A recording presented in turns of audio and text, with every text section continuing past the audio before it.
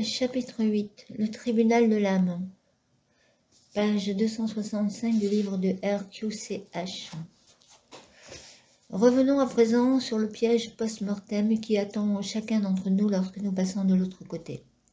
Il y a d'abord ceux qui meurent brutalement, ou ceux qui sont trop attachés à la matière. Il arrive que ceux-là refusent de quitter ce plan. Ils restent entre les deux dimensions dans une sorte de no man's land et deviennent des spectres errants. Leur corps astral rôde dans les parages de leur ADN tant que celui-ci conserve sa cohérence.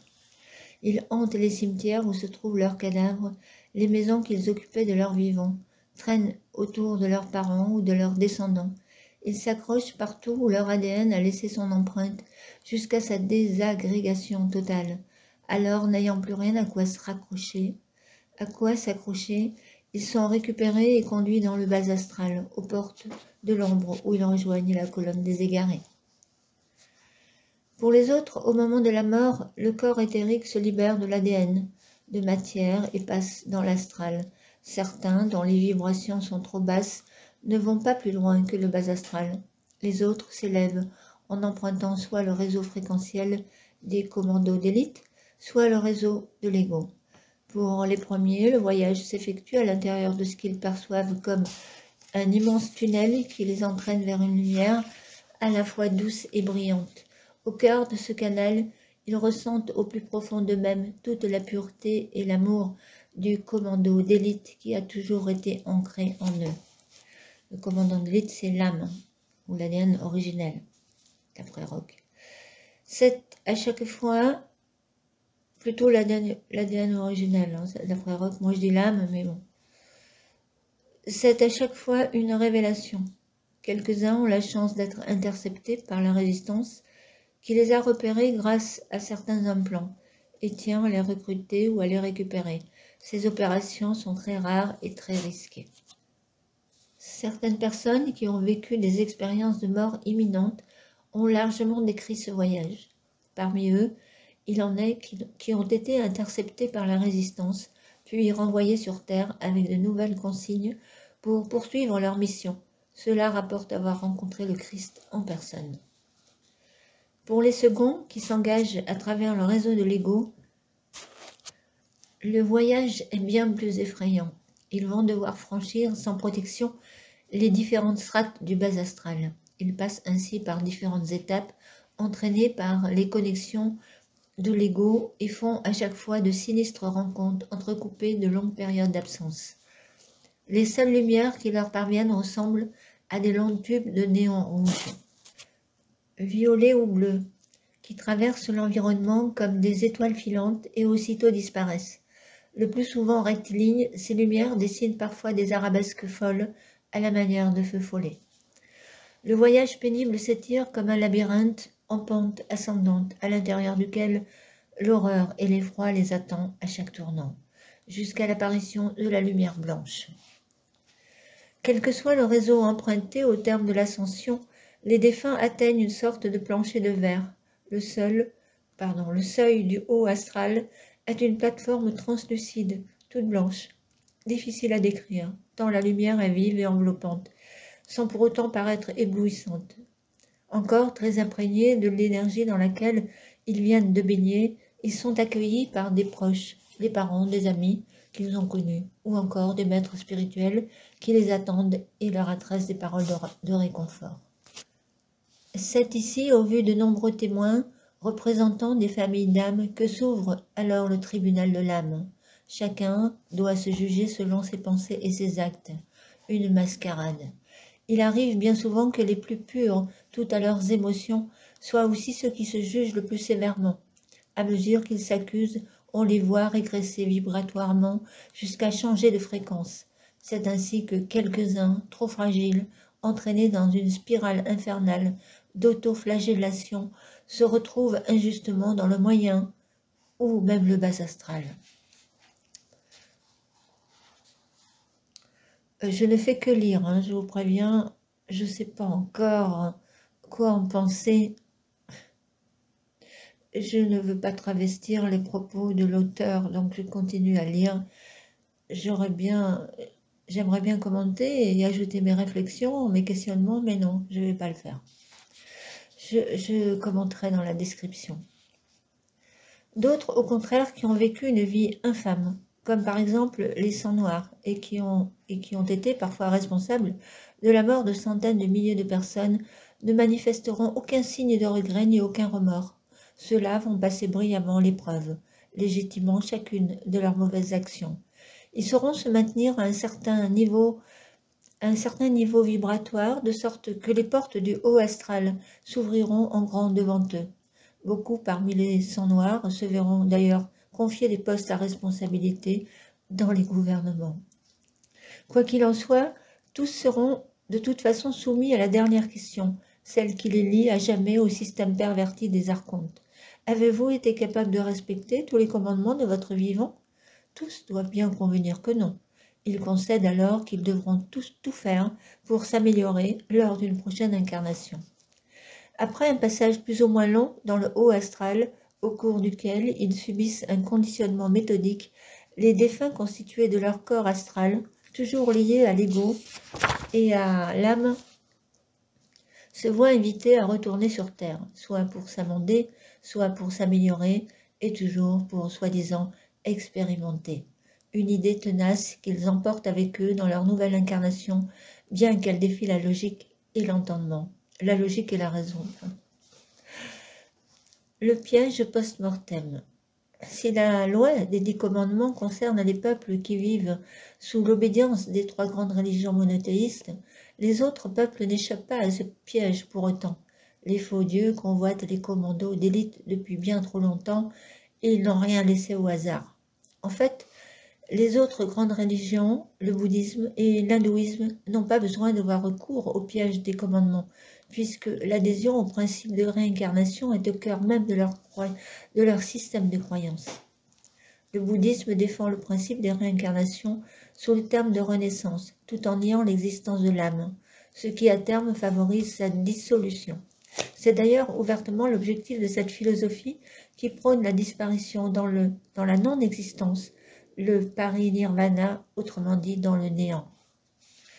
Quant à l'hindouisme, il intègre le principe des réincarnations même dans un corps animal, donc la métempsychose, comme une fatalité contre laquelle il est inutile de se battre. Là encore, le but ultime est la disparition de l'individu qui doit se fondre dans l'univers, c'est le nirvana. Dans les deux cas, il n'y a aucune échappatoire possible pour l'adepte et qui a déjà admis au plus profond de lui-même sa soumission à la loi du karma. Ainsi, quelles que soient ses croyances, une fois de retour dans l'astral, le commando d'élite, l'âme donc, profondément conditionné, suivra docilement le programme qui lui est attribué et qui le conduira irrémédiablement vers sa prochaine incarnation qui lui sera présentée comme une chance précieuse. Mais c'est pas fini évidemment, hein, parce que là, après il fait référence au texte de la Bible, hein, le Nouveau Testament. Par exemple, notons que le Nouveau Testament s'abstient d'aborder le sujet de la réincarnation. Peut-on parler ici de censure? C'est évident. Certains passages sont cependant passés entre les mailles du filet.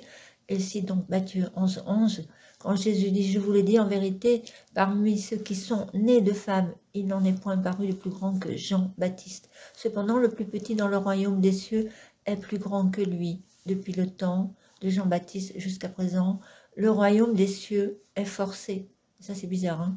Et ce sont les violents qui s'en sont emparés. Comme vous le constatez, il y a des gros problèmes dans le haut astral. Ouais, apparemment. Car tous les prophètes et la loi ont prophétisé jusqu'à Jean 11, 14. Et si vous voulez le comprendre, c'est lui qui est l'Élie qui devait venir 11, 15. Que celui qui a des oreilles pour entendre, entende.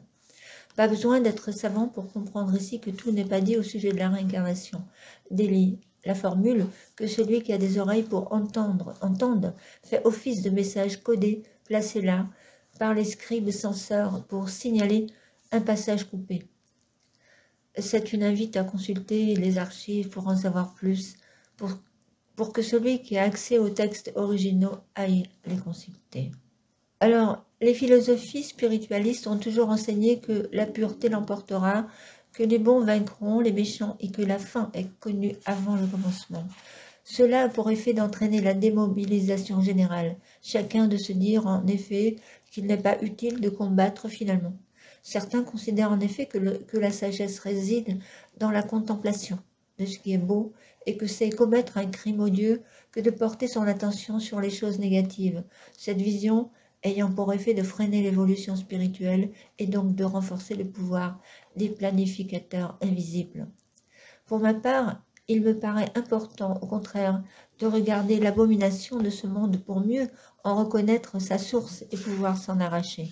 À titre individuel, on ne peut pas débuter une psychothérapie dans l'espoir d'aller mieux, si on refuse d'aller voir d'abord la part la plus sombre qui est en nous. Ainsi, selon moi, c'est justement le fait de limiter notre attention aux aspects positifs de la vie qui freine l'évolution spirituelle de l'humanité, et en tout cas, sa progression sur le chemin de la vérité. Cette stratégie, très à la mode aujourd'hui, nous interdit en effet tout espoir de bâtir un monde meilleur, puisqu'elle nous empêche de voir que les dés sont pipés depuis le début. Il est donc important de ne plus nous satisfaire du discours spiritualiste prôné par les religions et les grandes philosophies de ce monde, dans le sillage desquelles s'inscrivent de nombreuses dérives sectaires du type New Age, dont a issu toute la mouvance actuelle du bien-être. De fait, les principes fondateurs de ces doctrines ont été dictés par les faux dieux eux-mêmes, dans leur seul intérêt, le but étant de nous maintenir dans le consentement béat de notre condition, consentement dont l'endoctrinement a débuté dans le haut astral sur les récentes générations lorsqu'elles étaient en attente d'une réincarnation. Ne soyons pas aveugles. Comment le concept de l'évolution de l'âme pourrait-il être réellement au cœur des préoccupations du cycle de la vie?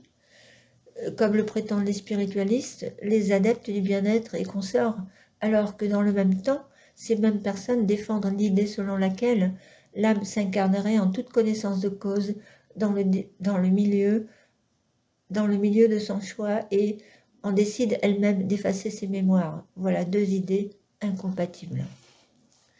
Il ne peut y avoir évolution responsable sans mémoire, car l'absence de mémoire laisse trop de place aux circonstances et au hasard. Certes, nous pouvons considérer que l'âme, le commando d'élite, choisit le milieu dans lequel il s'incarne, et que tout au long de sa vie, l'être humain suit un plan. Nous pouvons même affirmer qu'il a un plan pour chacun d'entre nous. Mais ce choix est-il réellement libre ou bien est-il le résultat d'une manipulation? La raison... Pardon, décidément, je commence à fatiguer.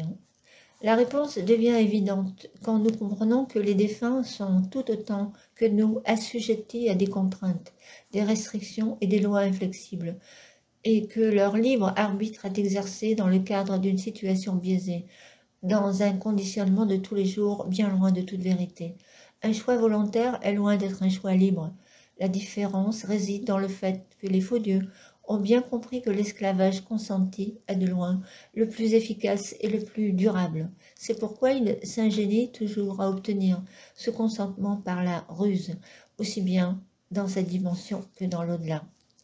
Contrairement à ce que prétendent les philosophies et les religions, les réincarnations ne sont en aucun cas des bénédictions pour l'âme, qui, coupée de sa mémoire, ne sera jamais en mesure ni de se connaître, ni de comprendre la création. En réalité, chaque nouveau pas dans la sphère de densité racine offre l'opportunité d'une nouvelle chute. L'évolution, la densité racine, c'est notre terre, donc l'évolution dans la torture, le sacrifice et la souffrance, dans l'expérimentation de la misère, des catastrophes et finalement de la mort, n'a jamais fait partie du plan divin. Ceux qui affirment ça vous abusent en même temps qu'ils vous consolent. Faire croire que le malheur est un moteur d'évolution est juste une stratégie des légions noires qui manipulent le destin de l'humanité depuis toujours, via le contrôle absolu qu'ils ont sur son symbiote, sur l'ego donc. Eh oui. Le choix qui nous est réservé d'une vie de labeur répond en fait à l'obligation des faux dieux de satisfaire leurs alliés, des autres sphères de la matrice, parasites du bas astral, golem et égrégore, qui se nourrissent de nos énergies les plus basses. Il découle de tout ceci que la loi du karma est aussi une abomination. Accepter librement de vivre sous le joug de cette loi rigoureuse revient en effet à accepter la damnation éternelle. Puisque selon cette loi, les actions individuelles et collectives produisent d'une incarnation à l'autre un effet boomerang, lequel nous enferme dans une boucle infernale dont il est impossible de s'extraire compte tenu des échelles de temps. On observe depuis plusieurs générations l'émergence d'une nouvelle philosophie fallacieuse qui s'est développée pour faire accepter par toutes les âmes le cycle perpétuel des incarnations, cette abomination qui enferme les âmes dans une spirale destructrice. Au-delà de la problématique religieuse, le New Age s'est propagé et a suscité des sympathies jusque dans les rangs de ceux qui se disent athées. Le virus humain est programmé pour être toujours en quête de vie éternelle. Il ne pouvait qu'être séduit par cette théorie qui présente la réincarnation comme un processus d'évolution, une spirale ascendante dont l'ultime récompense consiste à atteindre la perfection afin de pouvoir retourner à la source. Cette vision mensongère est complètement absurde. Comment croire en effet que la maltraitance et la souffrance endurée dans un milieu hostile et inadapté puissent avoir un quelconque effet d'amélioration sur la nature de celui qui subit la condition? Les faits divers nous apportent chaque jour la preuve du contraire, une victime reproduisant très souvent sur d'autres les crimes de son bourreau. Exact. L'hindouisme envisage, il est vrai, la possibilité d'une régression de l'âme, mais en réalité, à cause du formatage mis en place par les faux dieux et qui démarre à la naissance du virus humain, privant les commandos, les âmes d'élite, les commandos d'élite, donc les âmes, de leur mémoire, la régression n'est pas une possibilité, elle est inéluctable. La réincarnation est un processus de perdition et de désintégration de l'âme. Elle tend, par la répétition des formatages, à désagréger les couches successives de mémoire de l'âme. L'âme commence par oublier le pourquoi de son incarnation, le but de sa mission sur Terre, et à la fin du processus oublie jusqu'à son origine et sa nature christique. À force d'incarnation, l'âme perd pied peu à peu, s'oublie et se délite en milliards d'atomes qui finissent par se fondre progressivement en substrat de l'ego. Ce que l'on nous présente comme la sublime finalité des incarnations successives, cette immersion dans le Graal 1, ce retour au fameux grand tout, telle une goutte d'eau qui rejoindrait l'océan pour finalement se confondre avec l'infini, n'est rien d'autre qu'une désintégration de l'âme dans le néant, tout à fait, dans l'ombre. Beaucoup sont déjà tombés dans le piège, beaucoup sont piégés et tomberont encore. Ils fusionnent et seront alors tellement imbriqués dans le virus humain qu'il sera impossible de les sauver. Lorsque cette réalité retournera au royaume au jour du jugement dernier. Nous pouvons déduire de tout cela la chose suivante. Moins une âme se réincarne, plus elle est en mesure de se souvenir de sa nature véritable. Cette vérité est encore plus visible à l'échelle des civilisations. Il suffit de regarder les vestiges extraordinaires que nous ont laissés les anciens, la perfection des œuvres antiques, la pureté mathématique de leur construction, nous prouvent qu'autrefois les commandos d'élite, les âmes donc, connaissaient beaucoup mieux que nous le langage des anges et qu'ils étaient plus proches du divin que nous le sommes. Le temps qui passe est ainsi comme un vaisseau qui nous emporte au loin et d'escale en escale nous transforme et nous éloigne de la source. Il est important de comprendre que si les hommes cessaient demain de ratifier le pacte à travers leurs appartenances aux religions ou tout simplement leurs croyances, Yahvé et sa légion ne seraient plus en mesure de les soumettre de vie en vie. Je vous dis merci pour l'écoute, à bientôt, à vos commentaires.